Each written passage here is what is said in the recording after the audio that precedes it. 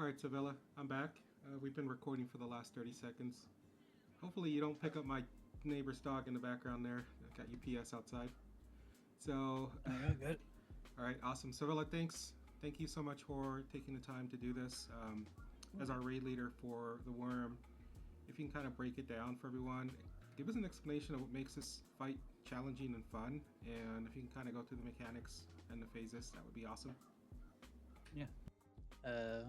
So when you're doing Worm, these are some of the most common calls, and lights look up, which means everybody who is on a light should look up and kill Acid Spit before it kills everybody. Another call is lights. Everybody should step on the pad, and the raid caller will call out the colors from pad 1 to 4. And then phase is another one. Everybody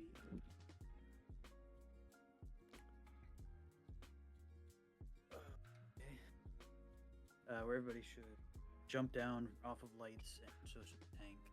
Jump down to the middle and the second phase. Priority list for everybody is here, so lights should be killing Acid and Spit above all else. Back up for a second there, Savella. So go back to your slide calls. This is commonly what the raid leader is doing, right?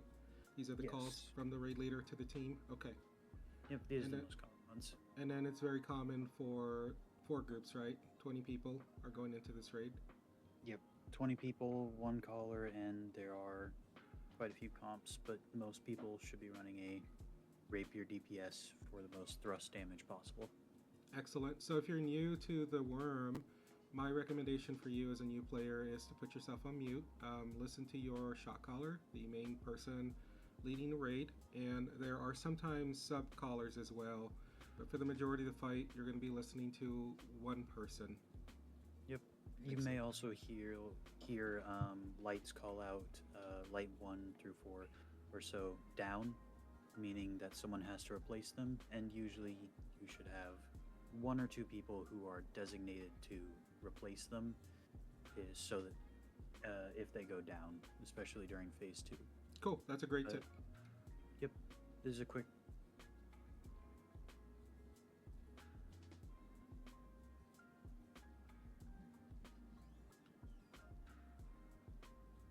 Sorry, Savella, we lost you there on audio.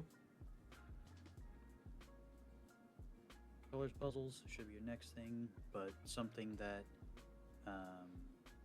may not be as obvious is killing all of the mage ads that spawn when the lights are being done. They are capable of just blatantly one-shotting and insta-killing a downed player because of the weird hitbox of their attacks. So they are a big problem if they stay alive. And commonly you will get one of them that will hide in the cave, so usually the person on light 3 will kill that one. So Savella, who should be killing mages? Anybody on lights. So lights 1 through 4 should be killing them, but melee DPS should ignore most ads and just keep pumping the boss. Even the little scorpions and everything, just keep killing boss. But melee DPS should focus heavily on the golden shielded enemies that spawn whenever the Wurm does a sweeping animation over the kind of raid. They will spawn in, and you will need to do the lights puzzle. Once you do the lights puzzle, which is super simple, you will be given the shield breaker buff and can actually break the shield of the enemies and kill them. Otherwise, they just tank it for an hour.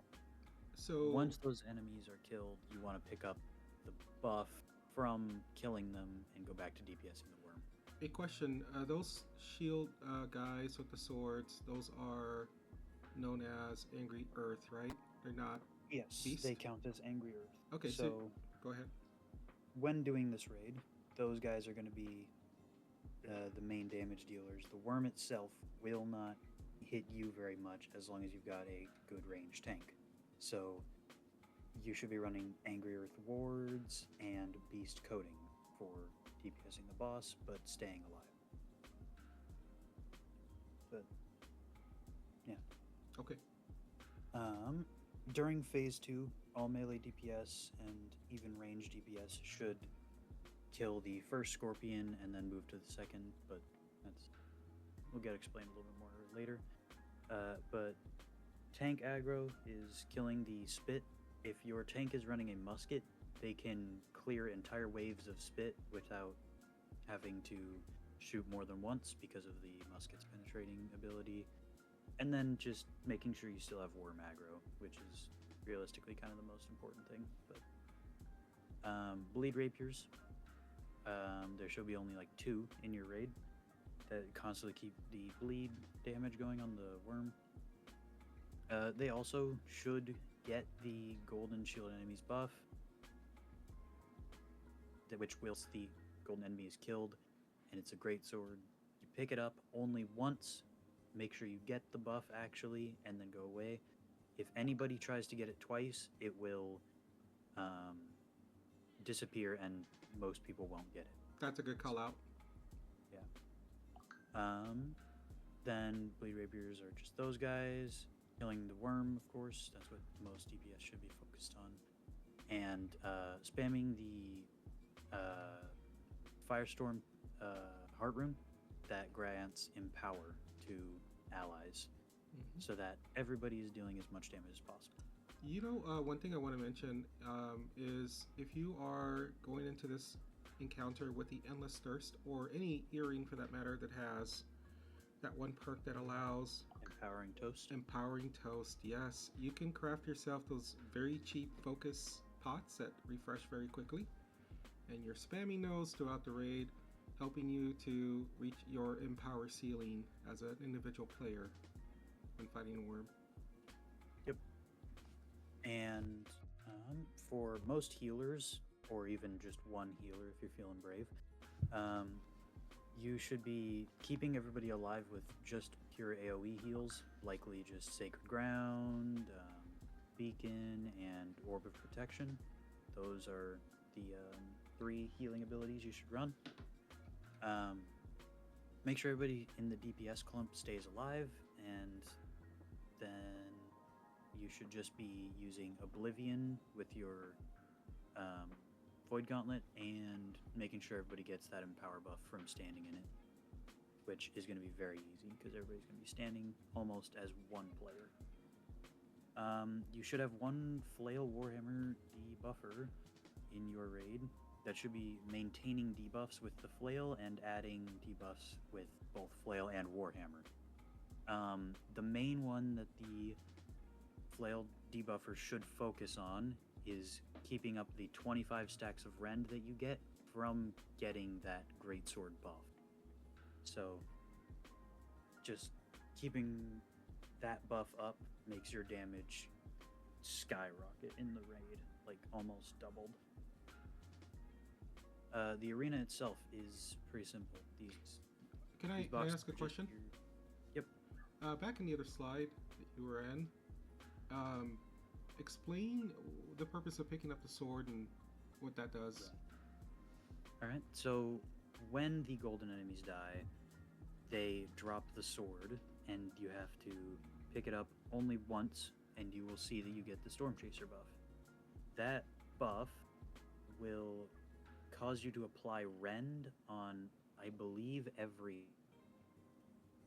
hit up to a certain point. So get as many people with it as possible, and you can get up to that 25 stacks of rend on the boss, and it will drastically increase your damage. Okay. But it should only really be melee players, so healers can just entirely ignore picking it up, but should not ignore killing it, because those guys will 1 to 2 shot players if they are left unchecked. So for everyone that's new, when your shot caller says, hey, pick up the sword, you pick it up once, and you pick it up very quickly because it will despawn, and the more people that pick it up, the faster the Wurm dies. Correct? Correct. Thank you. Alright, this is what the arena looks like during phase 1. You will see 2 caves here, and these are blocked off because I couldn't find an actual image of the arena. You'll see that these have ballistas that are not in the arena, and it shows it too big. So realistically, it's kind of cut and smushed. but the worm itself spawns here, and these are the different lights in order, and every single melee DPS and the healer should be right in this corner, DPSing the boss and getting as much backstab bonus as possible. Like I said, this is going to be crunched together, so the tank should have the worm facing to the left towards the second cave,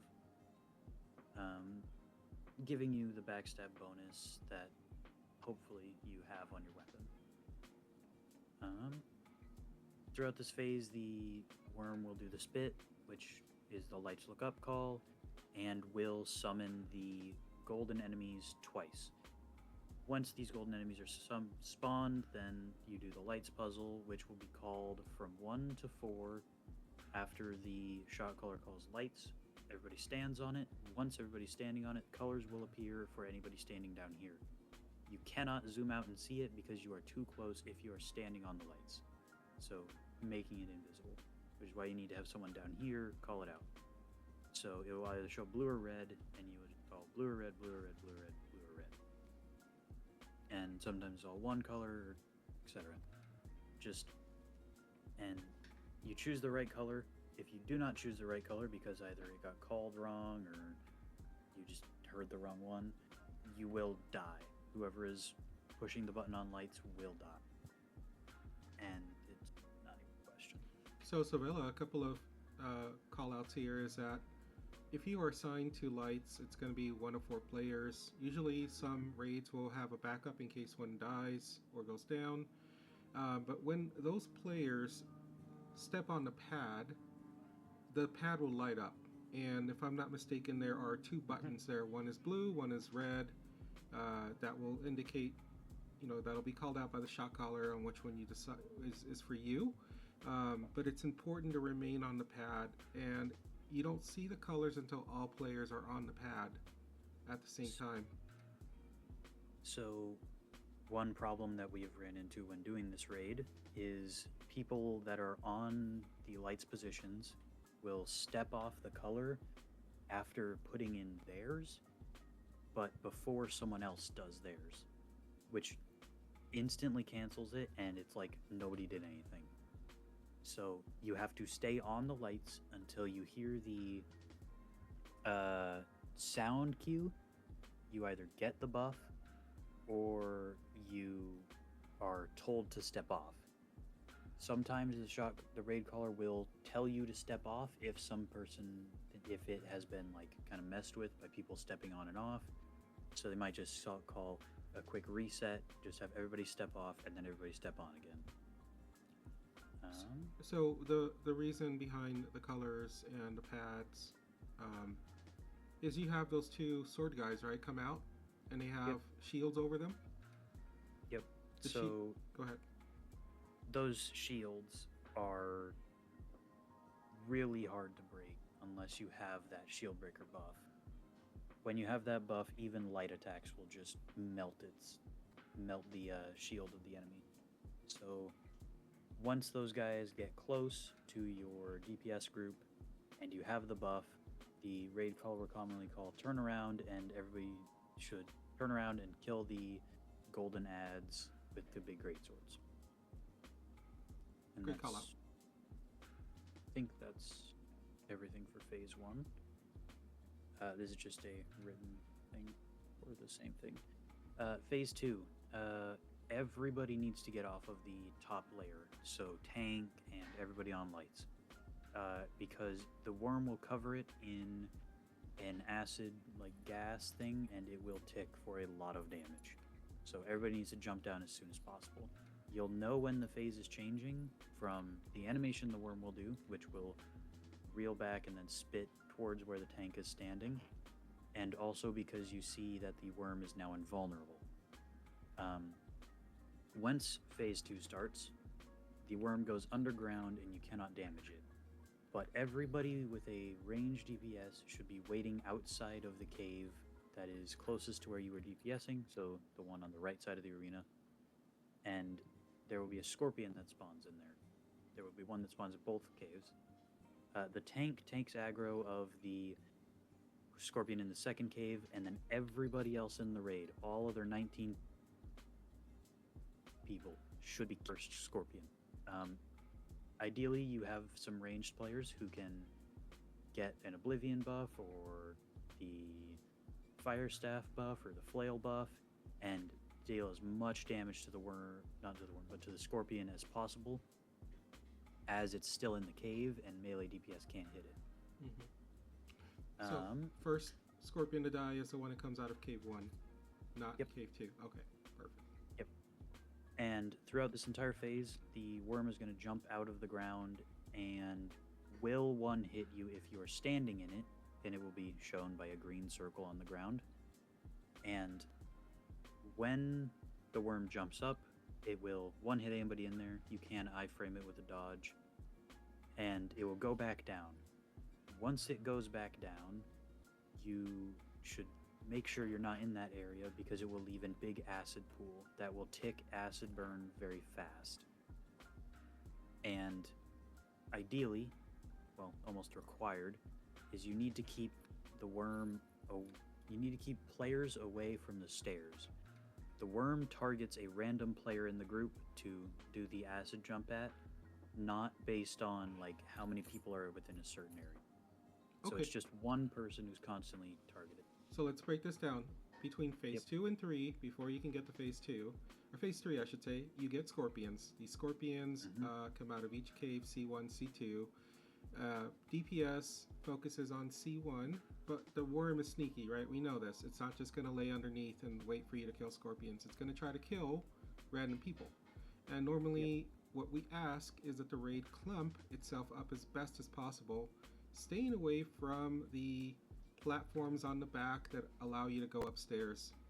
So it's important, imperative that you do not stand near those platforms, because if the worm chooses you, what it does is it creates an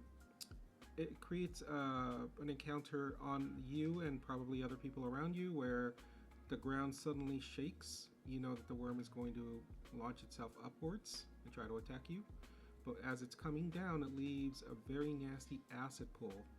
So when the shock collar or whoever's speaking says dodge, I don't care who you are. You're going to dodge. You're going to look down on your feet. You're going to dodge out of the way, expecting that the worm is going to try to hit you. So make sure that you do not walk around into those acid puddles as they are in the ground until they're fully away. And yeah, like I said, and like Zim said, is just stay away from the stairs. It makes it really hard for anybody to go up there for phase 3, and it is required to go up there. Once the first one is down, everybody should gank up on the second one. Once it's dead, phase 3 begins, and you should more time for the worm to pop up after the scorpion has died, and then start going up the stairs for the same reason of it leaving an acid pool on the stairs. There's a written explanation of it for anybody. Actually, could you go back and just go to that slide 1 with the written explanation? So anyone that's on YouTube that wants to pause this and read it. Yep. And then, can you do phase 2 as well, please? There we go. Okay, thank you. All right, and then for phase 3, the entire down below area will be covered in acid, and I don't have it here, but the worm will be right back in the same center spot. The tank should go back to its normal position and pull the worm's aggro. If the tank goes down during second phase, it is going to be very hard for the tank to pull back aggro off of the pull aggro from anybody else in the raid, because the worm, when it comes back up, is shielded. When this phase starts, all of the people on lights should instantly go to their pads as soon as the green gas on the second layer is cleared. Once it is cleared, everybody should get to their spot, and everybody on lights should have the Firestorm Heart Rune that has the damage over time cleanse, as well as some other players. All of the DPS should be up on the right side of the arena, up the right side stairs, and the only people that should go up the left side stairs are the people on light 3, 4, and the tank. Once you get a debuff called Stomach Acid, you will see it on your bar. It does not have a timer, and it is a red bubble looking debuff. You have to cleanse it with that heart rune, otherwise you will not be able to get rid of it until phase 1 starts again. This entirely is a big loop. Once it's cleansed, everybody should be using a ranged weapon and heavy attacking. Well, once it's cleansed, lights needs to be triggered. So the shot caller can stand on the lower part of the stairs, a little landing before the top, and can see all of the lights from that point. It won't be safe once the gas starts, which is why you need to trigger lights and then cleanse. I should have said in that order. But yes, you should trigger lights and then cleanse the acid. And that is why everybody on this side, the tank, light 4 and light 3 would have their own heart rune to cleanse, and 1 and 2 should have their own as well, and then just shoot it towards the DPS group when they get the debuff. So let me ask and maybe clarify, if I may. Yep. Right at the beginning of phase 3, that means the scorpions have died, and it's time for the group to go upstairs, right? Everyone. Tank is on the left side. DPS is down on the right side. I noticed the numbers on the pads change. Is there any particular? Oh, it's because I put them in wrong. Okay, no worries. Okay, so if everyone can just envision one from the left. Okay. Yeah. One, 2, 3. Yeah. These are in backwards. No worries. No, you're fine. So priority, I would say the most important priority is that the people on lights get on those lights immediately, right? Yeah. Okay. Yes. And then we're gonna debuff by activating those lights. The Wurm's shield will go down, and it'll give us the opportunity to break its stamina. Is that correct? Yes. So similar to how the golden shielded enemies work, you need to get that shield breaker buff and then drop the shield. The Wurm has a much larger shield than those guys, and you should just be using ranged heavy attacks, whether it's bow, or maybe you're the one person with fire staff in the raid, or you have an ice gun. Just make sure you're doing ranged heavy attacks to try and drop that stamina bar as soon as possible. Awesome. And there's a couple things I noticed that happen to DPS because I'm usually standing there. One of those is the Wurm's attention will periodically trigger towards the DPS group. And then the other thing I noticed as well is I noticed that clumps of scorpions will go upstairs trying to kill. Can you kind of give us direction on what the team should be doing during those phases? Yep. So all of the DPS with a ranged weapon should be hitting the boss with heavy attacks. But anybody who is not running a ranged weapon that can do heavy attacks should be killing all of the waves of scorpions that come up. And as well, if anybody is running Ice Gauntlet, should drop an ice shower and an ice storm on the stairs when they start to see them, and then go back to heavy attacking the boss. And about the aggro changing, the Wurm will look towards a random person. It is slightly influenced by aggro, but will look towards a random person and shoot out 3 acid balls. When the shot caller calls dodge, you should dodge twice, and you will likely avoid the damage. But the Wurm can do it very often. So the animation is a little quick spit, and you have to dodge, otherwise the sheer AoE of it could hurt everybody. So personal experience, it's happened to me. He hits you for over 20,000. So if you're walking in there with 9,000 hit points, it's one shot. Yes, it is a very high damage attack, and you have to dodge it, otherwise it is death. And through our experience, most of the failed raids have been going from phase 2 to 3 and people getting killed by either the Wurm not having aggro because the tank went down, or because the Wurm did that attack, and it is an AoE. It's not a big one, but it is a AoE that will hurt everybody in the clump. Most people will get insta-killed by it. Even if you're in a sacred ground with fortifying sacred ground or everything, it will one-shot you. So dodging that is very important. And the quicker you are able to kill the boss's stamina bar, the quicker you are able to go back to damaging it. So another thing to add, once you go up from phase 2, if you have acid burn from running around in the pools down below, you should use an acid tincture to cleanse that before you get up top and use the heart room. Because I have noticed that some people do get confused and see the constant damage tick and think that it is the buffs, the stomach acid debuff starting, and will use their heart room too early, and it screws over most people because everybody has to get hit by that. Let's see. Once this phase ends, the Wurm will do a big sweep, and then it will go back to phase 1. The only exception to that is, pause on this, you can read through it if you've written information. The only exception is the mining phase. Once the Wurm is below 2 bars of health, it will trigger this.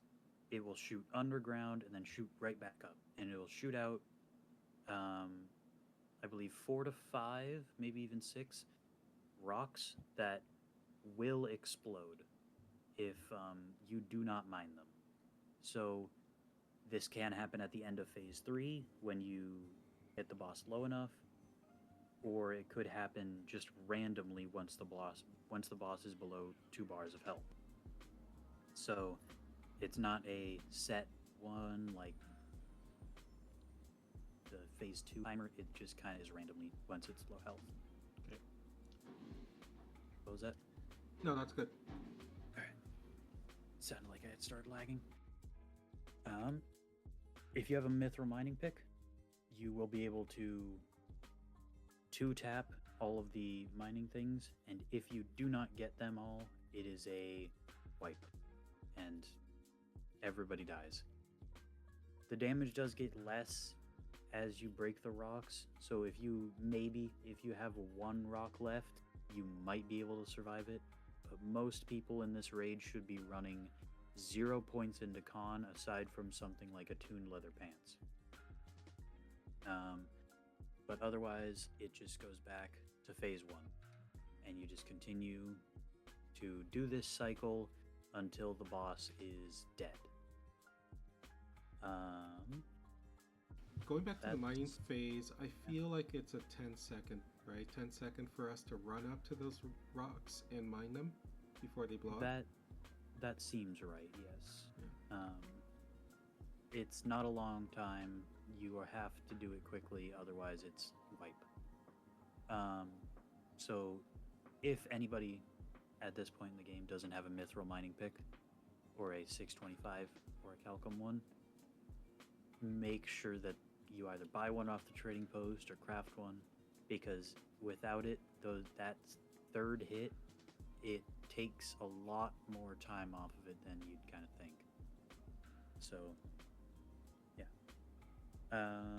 If it ever triggers when you're not going down from phase 3, everybody on lights should be able to get the ones that are up top. You have 4 or 5 people that are able to get the ones up top. So that should work out.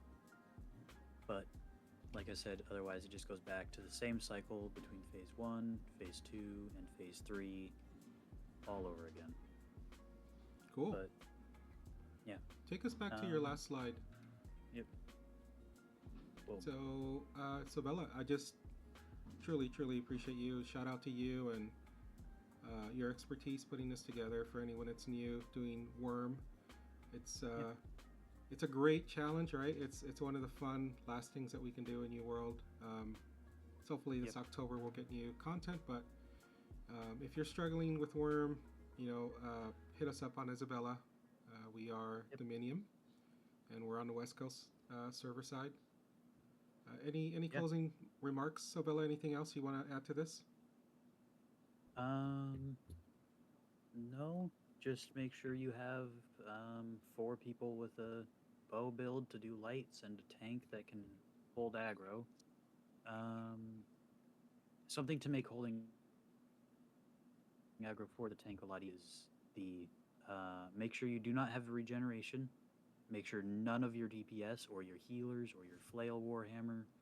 Make sure none of them have a regenerating earring, and make sure you're running 1 to 2 carnelians in your jewelry, so you don't pull aggro. Okay, that's a Other than great that, tip. Thanks for sharing the pro tip, Savella. Well, with yeah. that, let's end this video. Thank you so much. Hit us up anytime you need help.